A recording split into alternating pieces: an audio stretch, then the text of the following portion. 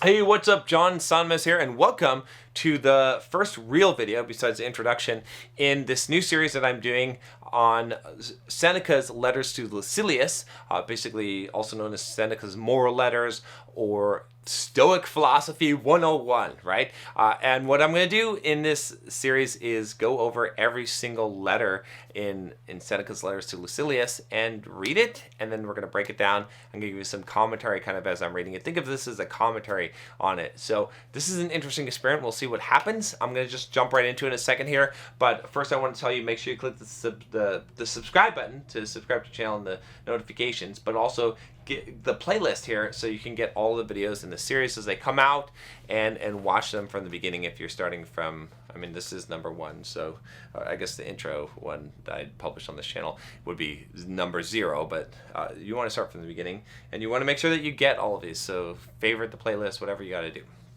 All right, so we're going to start on letter number 1 called On Saving Time. If you want to follow along with me, you can just search for Moral Letters to Lucilius, and there's like a wiki source on that. Also, like I said, Tim Ferriss has this, I believe, on audio, which you can check out on Audible. But here we go. Greetings from Seneca to his friend Lucilius. 1. Continue to act thus, my dear Lucilius. Set yourself free for your own sake. Gather and save your time, which till lately has been forced from you, or filched away, or has merely slipped from your hands. Make yourself believe the truth of my words, that certain moments are torn from us, and some are gently removed. Okay, some interesting stuff here. And that others glide beyond our reach. So he's saying here that certain moments are torn from us. Okay, this is very interesting. That some are gently removed, and that others glide beyond our reach. So it's just, I think this is just a profound thing to think about, that we have certain moments that basically get ripped from us, certain times in our life we don't even realize that we're going to lose, and we lose something, right?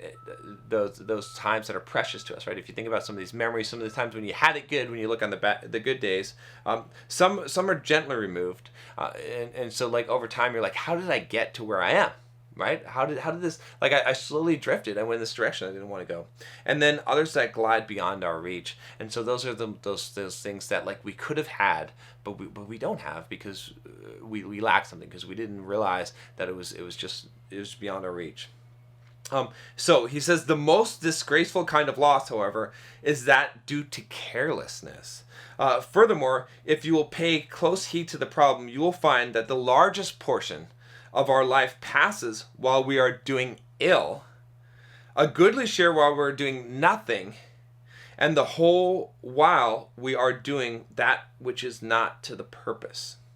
So I want to break here again to talk about this. So he says that the largest portion of our life passes while we're doing ill, and the goodly share while we're doing nothing. This is something really to think about, okay? Think about the time that you have in your life, and think about how much of that time that passes that when you're doing ill. Now, what is doing ill? It's fucking watching TV. It's watching movies. It's jacking off. It's like doing all kinds of stuff that is not benefiting you or moving you towards the cause, right? He says here that and the whole while we're doing that which is not to the purpose. So what is the purpose? What are you trying to do? If you don't know what your purpose is and what you're trying to accomplish, okay, then you're going to spend a lot of your time doing ill, which is actually doing negative to your purpose, and then a goodly amount of time, like he says here, doing nothing at all, like having no purpose at all and having nothing. So if you don't have a purpose and you don't have a direction and you're not aware of this, you can fall into this trap, and we all fall into this trap from time to time. So it's good to meditate on this and just to think about how much of your life is spent doing ill and how much doing nothing, and what's left over, and how could you change that proportion, right? And then when I think about my own life and I think about how much time was spent doing ill, gosh, it really plagues me, right? How much time was spent playing World of Warcraft, right? It might have seemed like fun, but it was doing ill. It was actually, maybe it's doing nothing. It's not doing nothing, it's doing ill, because actually it has a negative. How much time picking out and eating junk food, or just like doing stupid stuff, arguing with people, getting emotionally involved in shit that doesn't matter to me, right? All of this stuff that it was not moving me towards my purpose in life or what I wanted to accomplish, those goals. And it relates right back to that other segment we talked about the moments, and this is the moments that glide beyond our reach. If you want to reach those moments that glide beyond your reach, the way to do that is to change your life so that you're not spending so much time focused on the things that are doing you ill, and not being idle as well, but purposely choosing every day to move yourself towards that goal. Okay, but I think that's just really something to think about a lot.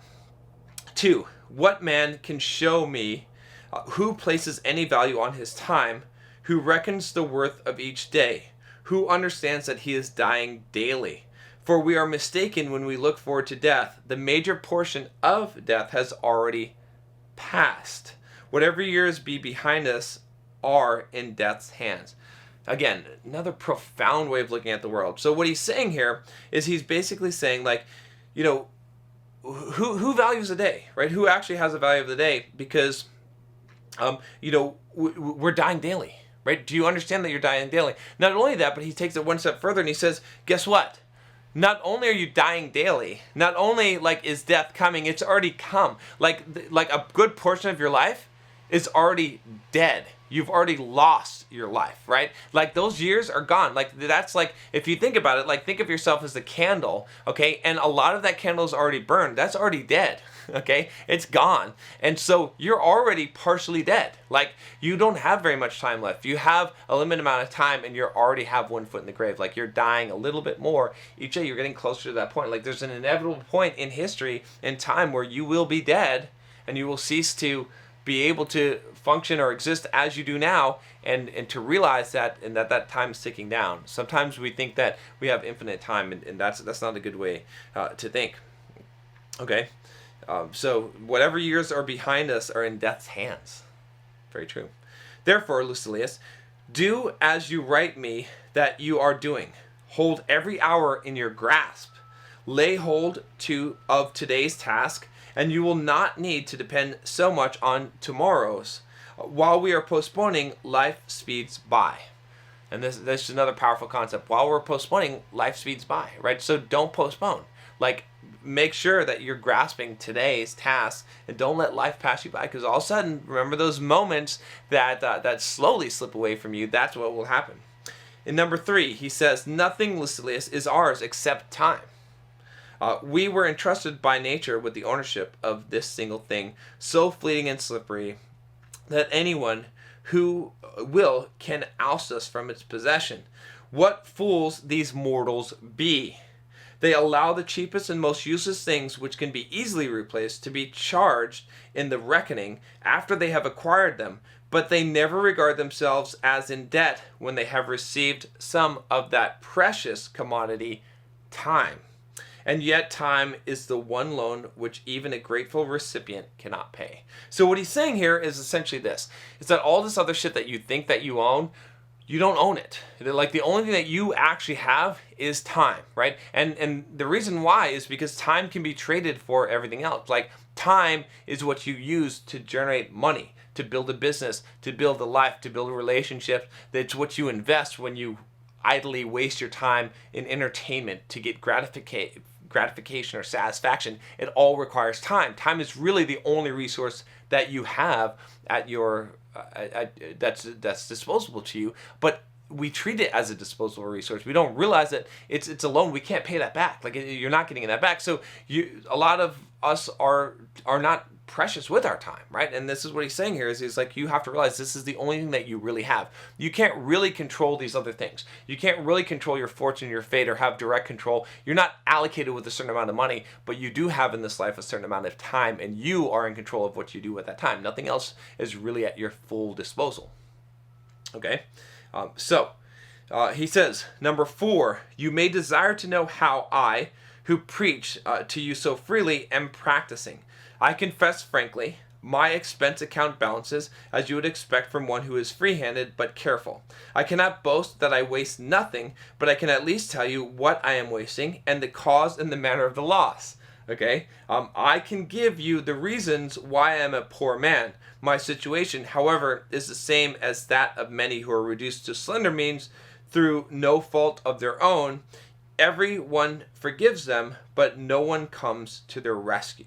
So, quick concept in here. He's basically saying, yeah, and actually Seneca actually had a lot of money, but he's saying like, yeah, I can't tell you that I'm not wasting anything, but I can tell you where I'm wasting my time or where I'm wasting my money in this case. But time and money, we can think about this the same way. Do you know where you're wasting your time? Do you know where you're wasting your money? Right? Like it's you're not going to be perfect, but at least can you account for where you're wasting? Like, do you actually know this? Because if you don't, then you're ignorant. Then you don't know where the money's going. And a lot of people that have financial problems, if you have financial problems, it's because you don't know where you're wasting it.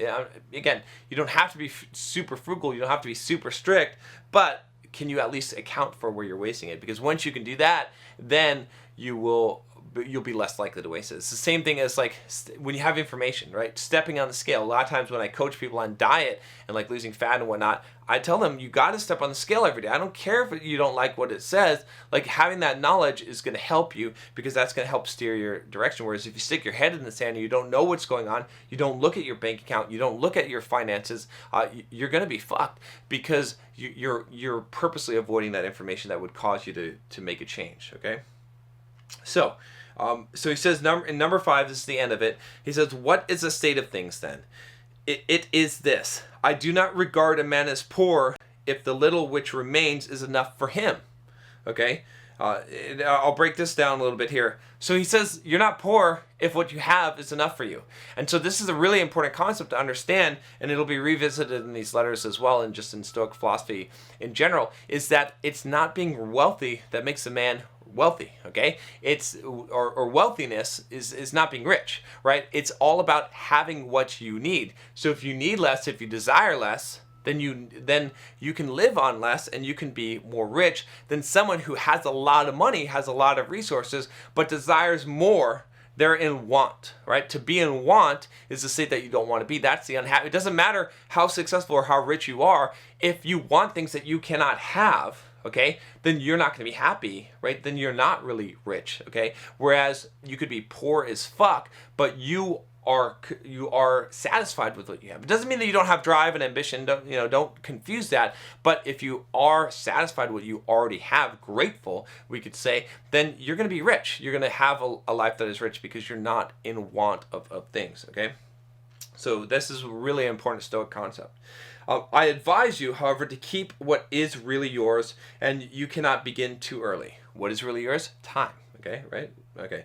For, as our ancestors believed, it is too late to spare when you reach the dregs of the cask. Okay, when you're at the bottom of the cask, it's too late. You can't ration it. That's what he's saying. You can't ration shit at that point. Of that which remains at the bottom, the amount is slight and the quality is vile.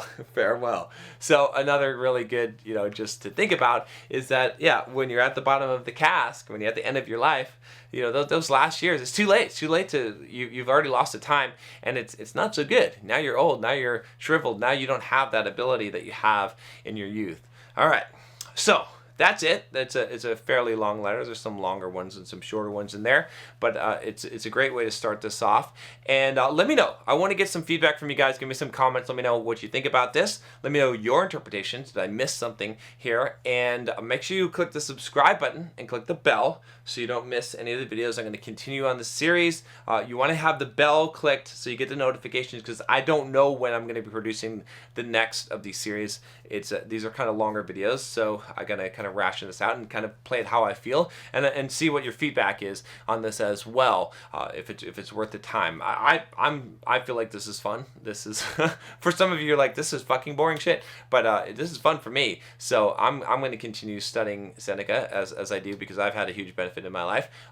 One last thing I'll leave you with is the playlist. Don't forget about that, so you can watch all of these videos and you can share them with someone. If you think someone would be interested to get on here and subscribe, especially early on in this, definitely share it with them and let them know. And I will talk to you next time. Take care.